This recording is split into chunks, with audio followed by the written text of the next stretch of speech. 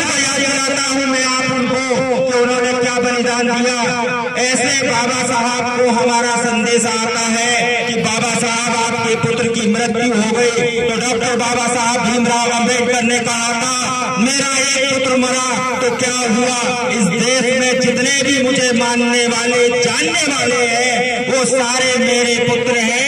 एक पुत्र मर गया तो पूरा हिंदुस्तान मेरा है। ऐसे विचार रखने वाले, ऐसे ज्ञान के भंडार, ऐसे संत शिरोमणि रविदास जी भी हैं जिनको मीराबाई ने अपना गुरु माना है और महाराणा प्रताप जी के राजकुल में भी उन्हें राजगुरु की उपाधि दी है। आज हमें क्या सीखना चाहिए ऐसे महापुरुषों से? मेरे दोस्तों, आप सबके अंदर बहुत अच्छी उमंग और बहुत अच्छी जिज्ञासा है और आप सब 21वीं सदी में यहाँ जन्मे हैं। मैं इसी कड़ी को आगे बढ़ाते हुए आपका विचार सिर्फ अवगत करा रहा हूँ उस इतिहास से। सन 1947 को हमारा देश आजाद हुआ। सन 1950 को इस भारत का संविधान लागू हुआ। भारत के संविधान में क्या है? कभी किसी ने संविधान को पढ़ा है? कभी किसी ने संविधान को पढ़ा है? और नहीं पढ़ा है तो मेरी बात सुनने के बाद दृढ़ संकल्प लेकर जाना, चाहे वो फेसबुक के माध्यम से पढ़ना, चाहे यूट्यूब के माध्यम से पढ़ना, चाहे वो किताब के माध्यम से पढ़ना। आप अपना समय गवा रहे हो, उस समय को रोको। आज हमारे इतिहास की, चाहे फेसबुक के माध्यम से हो, चाहे यूट्यूब के माध्यम से हो, आप उस चीज को सुनिए। जो नहीं पढ़ सकते हैं वो सुन सकते हैं। आर्टिकल 1 से लेकर 13, 14, 15, 25, 27 उनमें अलग अलग धाराएं हैं, अलग अलग विषय हैं और कौन सा किस विषय का आर्टिकल है वह आज आपके समझ में आना चाहिए। यदि हमें हमारे इतिहास का ज्ञान नहीं होगा तो आने वाली लड़ाई में चाहे हमारा भाई चंद्रशेखर आजाद हो या चाहे कोई भी आ जाए, इतिहास के बारे में जानकारी नहीं होगी तो क्या होगी? कुछ नहीं होगा। एक दूसरे के विषय में हम आगे पीछे होते हैं, कोई किसी के आगे कोई किसी के पीछे। मैं आप सबको कहता हूँ, एक डंडा, एक लकड़ी टूट जाती है आसानी से और 10 लकड़ी को इकट्ठा कर लो, उन्हें तोड़ना असंभव होता है। तो ऐसे ही मैं आप सबको कह रहा हूँ, एकत्रित होइए, एकजुट होइए और एकजुटता की ताकत बहुत बड़ी ताकत है। एक और बात मैं आपको कह रहा हूँ, शायद बुरी लगे, इस बात को सुनिए। शासन में एक नंबर है जो 14 नंबर है और उस 14 नंबर पर ही एससी के जितने भी तमाम जाति के लोग हैं, 14 नंबर पर जब हम गिनती होते हैं, यहाँ पर कोई किसी भाषा में गिन रहा है, कोई जाटा, कोई पुरबिया, कोई कुछ, लेकिन हम अपने में ही भेद रखते हैं। इस भेद को मिटाने की आज आवश्यकता है। हमारे साथ कुठाराघात हुआ है, मैं इस बात को मानता हूँ और आप भी इस बात को समझिए कि हमें अलग अलग जातियों में बांट कर रखा गया है। यदि इन जातियों से उठकर हम एक मानववादी विचारधारा में जुड़े, एक मानवता का विचार लेकर जो संदेश हमारे महापुरुषों ने हमें दिया है, उन्हीं के विचार से यदि आज हम जुड़कर आगे बढ़े तो मानव से बढ़कर इस दुनिया में कोई जाति नहीं होती है, कोई धर्म नहीं होता है। और मैं आपको एक अवगत करा रहा हूँ, सन 1919 में हिंदू धर्म की सर्वप्रथम स्थापना हुई है और आज हमें सबसे ज्यादा यदि खतरा है तो हिंदू धर्म से खतरा है। मैं एक नहीं, 1000 में नहीं, जहां भी इस इतिहास को आप पढ़िए, हमें किस बात के जरिए डराया, समझाया, दबाया जाता है। हिंदू धर्म की सर्वप्रथम स्थापना सन 1919 को हुई है। विचारों को बदलकर सन 1925 में एक संगठन बना, जो आर्य लोग आए थे जिनकी संख्या भारत में बहुत कम थी। उन्होंने अपने विचारों को बढ़ाने के लिए, भारत पर राज करने के लिए एक संगठन बनाया जिसका नाम था RSS और वो सारे हिंदुस्तान के अंदर फैलता गया और हमें किन विचारों से जोड़ा? हिंदू हिंदू हिंदू हिंदू कौन है? जो हिंदुस्तान में जन्मा है। हिंदू वह है जो हिंदुस्तान में जन्मा है। आज बाहर के राज्यों से, बाहर के देशों से जो लोग आए हैं वो आ रहे हैं, लेकिन उनकी गुटबाजी नीति और चालबाजी को हम समझ नहीं पाए और उसमें आज हमें भी एक हिंदू होने का, एक हिंदू होने का नाम दिया जाता है। हिंदू कौन है? यदि हिंदू है तो हर गांव में राम मंदिर है, हर गांव में हनुमान मंदिर है, हर गांव में बहुत सारे मंदिर है। समानता का अधिकार क्यों नहीं है? यदि मुसलमानों से लड़ने के लिए तो हम हिंदू नहीं है। यदि हम मुसलमानों से लड़ने के लिए ही हिंदू की गिनती में आते हैं तो हमें ऐसे हिंदू नहीं होना चाहिए, हमें ऐसा हिंदू नहीं होना चाहिए। यदि हमारी हिस्सेदारी मंदिर में बराबरी की हो, संविधान में बराबरी की है, लेकिन आज भी बहुत सारी नीतियों के अंतर्गत हमें ठगा जाता है। न्याय को अवगत कराता हूँ, हमने जो बिता दिया, लेकिन आने वाली पीढ़ी के लिए कुछ कर जाए। मेरे प्यारे साथियों, ऐसा दृढ़ संकल्प लीजिए जो बाबा साहब ने एक उंगली के माध्यम से कहा है कि विधानसभा में हमारा व्यक्ति पहुंचे और हमारे विचारों को रखे, तो हमारे वर्ग के प्रति कहीं न कहीं बहुत अच्छे कानून और बहुत अच्छी व्यवस्थाएं बनेगी।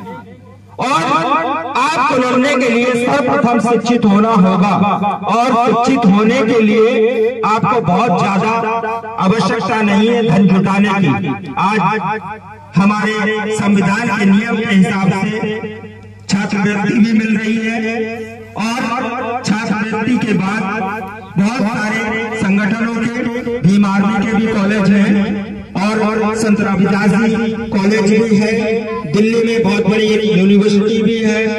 और जहां भी जिस व्यक्ति को भी यदि किसी प्रकार की कोई समस्या है, जिसको जितना ज्ञान है वो उतनी बात करता है। प्यारे साथियों, मैं आपको एक चीज और अवगत करा रहा हूँ, कहीं भी किसी भी प्रकार की आपको यदि आवश्यकता लगती है तो मैं 24 घंटे उपलब्ध हूँ, और मेरा मोबाइल नंबर आप सब लोग रखें। जब भी मेरे लायक कोई भी आवश्यकता हो मुझे फोन लगाएं, हो सकता है मुझसे ही सॉल्व हो जाए तो ठीक है, और नहीं तो हमारे ऊपर भी और वरिष्ठ लोग हैं, उन तक हम उस चीज को अवगत कराएंगे। और वहां से हमारे शिक्षा के मामले हों या छात्रवृत्ति के मामले हों या अन्य कोई व्यवस्थाएं हों, ऐसी सारी चीजों के लिए हम सब उससे लड़ाई को लड़ेंगे। लड़ाई एक प्रकार की नहीं होती है, हक की लड़ाई होती है, अधिकार की लड़ाई होती है।